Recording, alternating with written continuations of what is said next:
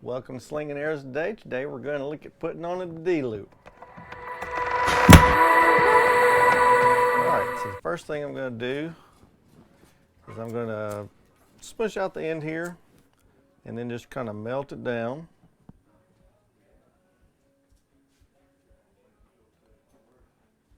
Get it nice and kind of melted. And then just kind of barely flatten it out a little bit. All right, then do the same thing on the other end. I'm going to smush all that down.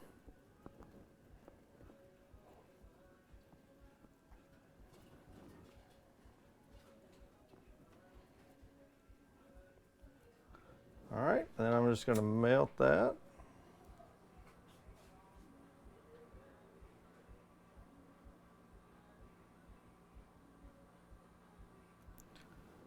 All right, and then just kind of smush that down. Smushy, smushy. All right, so I've got two ends that are mushroomed out. So now the easiest thing to do to help you remember how to do this is just fold it in half. And I'm just going to come down here on the center serving. I'm going to put both ends back through the loop like so. Can you see that? All right, now then I usually do the bottom first, so I'm going to grab this top one. I'm just going to kind of pull that so that's nice and snug. Not really worried about where it is yet. I'm just putting it on the bow. Now then, this one, since I've got the cord back here on this side, I'm going to start this cord on the opposite side. So I'm going to be back here on this side. And you go in, come over the top, and I want that string running parallel with the other one. So I'm going to come around to make sure that it's parallel. So I don't know if you can see what I'm talking about or not, but where that one's coming in, those are both running parallel. And then where that one's coming in, those are both running parallel with each other. All right, so once I have that done, I'm ready just to snug it up a little bit. And then we'll end up putting it in the correct spot in just a second. So I'm just going to stick my pliers in there. Somebody gave me too little a D-loop, huh? All right. Now, that's not the finished product. I would make sure I have my bow leveled off a little bit. And then I would stick this on here and look at the level up here and adjust it to where it needs to be.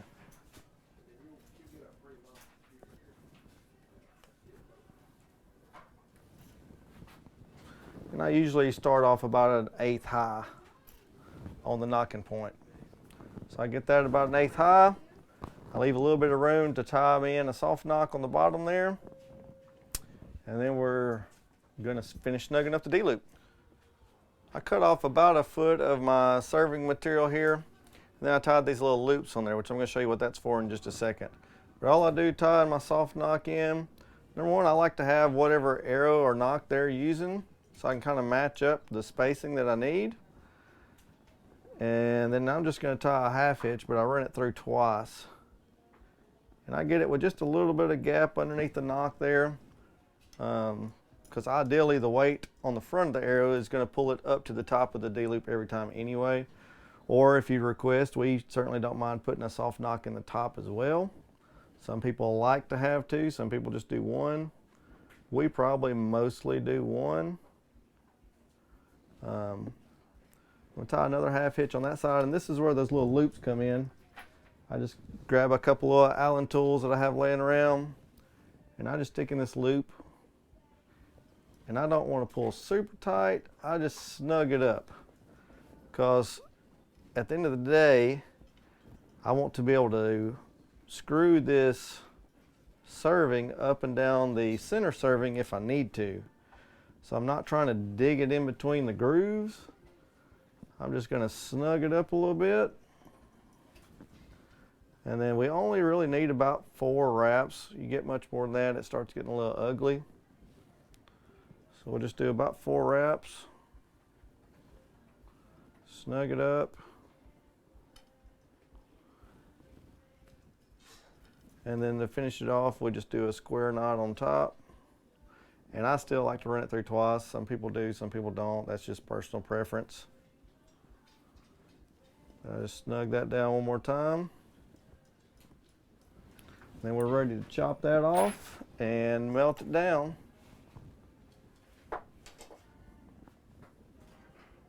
You still recording? So I'll just kind of get my D-loop out of the way a little bit right there. Leave a little bit of extra. And then just melt this off like so. All right, and now I can pull this D-loop back up, get that set where I want it. And at this point, we'll go shoot it through paper and kind of see how it's doing, make sure we don't need to move that anywhere. The Easton plier, knocking pliers are the ones I'm using. You can use any regular old needle nose pliers. You know, if you wanted to stick them in there and spread it out that way, you could do that. I like the Easton ones. They're pretty handy to have around. They just stick in there and you squeeze it together. You don't have to do it super hard. In fact, you don't really want to bear down on it. You want to be able to, if you need to, I can wiggle this a little bit and then I can slide it up and down. So I'm really just snugging this. I'm not bowing up on it, not making it super forever permanent, just really snugging it down. And then we'd go shoot this through paper and see what happens.